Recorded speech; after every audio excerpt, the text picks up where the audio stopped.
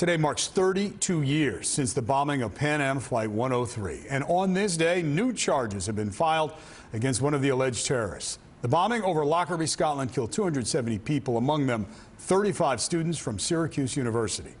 Our chief investigative reporter Jonathan Dienst is in the newsroom with what we learned today. Jonathan. David, the charges today single out a suspected bomb maker. He allegedly confessed to his role while in a Libyan prison. The work now underway to try to get him sent here for trial.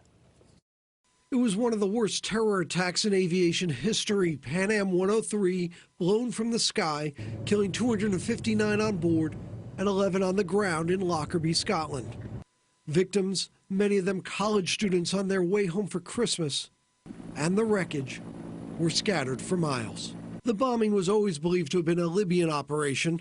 Now, 9 years after Libyan leader Muammar Gaddafi was captured, beaten, and killed, one of his intelligence officers, alleged bomb maker Abu Muhammad al-Marimi, is charged here in the U.S. This heinous assault lives in infamy in the collective memory of the American people.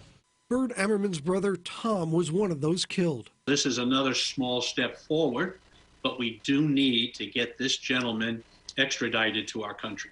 Another conspirator, Abdelbaset al-Megrahi, was convicted in a Scottish court.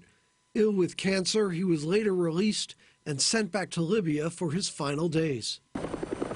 Emmerman says it's been decades-long pressure by the victims' families, including a documentary that helped uncover new evidence that helped lead to today's charges. If our families and citizens didn't get involved, you and I would not be talking today. The FBI says the alleged bomb maker Marimi is also believed behind the 1986 bombing of a Berlin nightclub, targeting American servicemen. In addition to Marimi's alleged confession, other evidence includes travel records, bomb parts, and a celebratory meeting with Gaddafi himself. After the downing of the aircraft, Gaddafi had personally thanked Mas'ud for the successful attack on the United States. Emmerman says U.S. intelligence officials suspect about a half-dozen other Libyan operatives took part in the bombing plot and that Iran might have also played a role.